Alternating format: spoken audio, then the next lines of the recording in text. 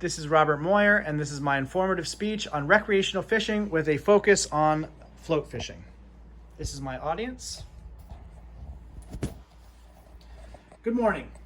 Picture yourself relaxed, sitting on the banks of a beautiful lake, your favorite music playing in the background, a breeze coming off a body of cool, refreshing water, a drink in hand, a peaceful state of mind, living in the moment and absorbing the tranquil serenity of your environment. If this sounds ideal to you, then recreational float fishing may be a hobby you never considered becoming a favorite activity for you, your family, and your friends. I have done research about recreational fishing with a focus on float fishing, and I have been fishing as a recreational activity for many years, which leads me to having some first-hand experience. Float fishing is a common and easy fishing experience for beginners and longtime anglers that can be fun, challenging, and rewarding. First, I will tell you about recreational fishing and its history. Next, I will describe the style of float fishing, which is a subdivision of recreational fishing. And finally, I will show the audience how a float is set up. As we begin, I will start with a brief history into the origins of recreational fishing. Recreational fishing or sport fishing is fishing for pleasure, as opposed to commercial fishing, which is for profit. And although its origins are not exactly known, let's look at what we do know and how the sport traveled west across the world and into our culture. According to the 2003 book The Fly, released by Andrew Hurd, there is anecdotal evidence for fly fishing found in writings in Japan as early as the 9th century BCE. The book The Language of Fly Fishing states that in Europe, writings on recreational fishing are found in the writings and teachings of author Claudius Aulenius, who lived from 175 to 235 BC during the Roman Empire. In American Fly Fishing, A History, author Paul Scolari states that it is believed recreational fishing continued west and came to England along with the Norman conquest of 1066 by the French and the Norwegian. The Encyclopedia Britannica states that in 1496, the earliest known essay on recreational fishing was officially published and authored by Juliana Berners in London. This essay details information on fishing waters, construction of rods and lines, how bait is used, and how to create artificial flies and bait. The essay also includes information about conservation and etiquette of fishing. The Wikipedia article on recreational fishing states that it is said to have become fully cemented into our modern society along with the book The Complete Angler, written by Isaac Walton in 1653. Now that we have covered some basic history and how recreational fishing moved across the world, let's discuss float fishing. Float fishing is a common and widely known form of recreational fishing that all audiences are most likely familiar with. In the US, a float is referred to as a bobber. The article, What is Float Fishing?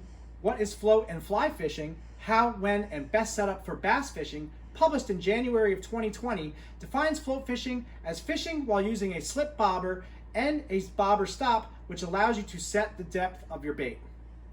According to Mike Rakovitz's article, Bobbers Can Save the Day, published on OutdoorNews.com, floats come in many different sizes and styles.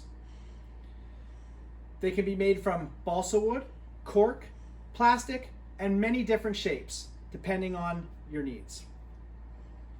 BCFishingJournal.com describes a float setup or rig to consist of a bobber stop, a slip bobber, a small plastic bead, a weight, and a hook.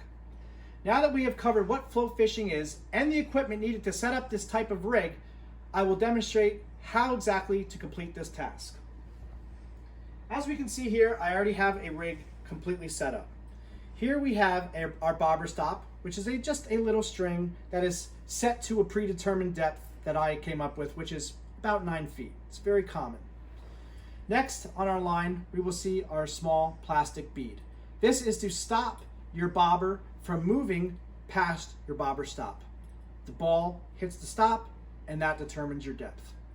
Next, you have your actual bobber. They come in many different sizes and shapes, depending on what you need it for, depending on the water you're fishing in. And below that, we have a weight.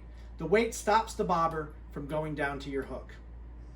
And finally, at the bottom, we have our hook, which you will bait. Once your setup is complete, you bait your line, toss it in, the The line, the bait will sink to a predetermined depth and sit there. And once it does, your float will sit upright in the water and bob up and down, which is why we call it a bobber in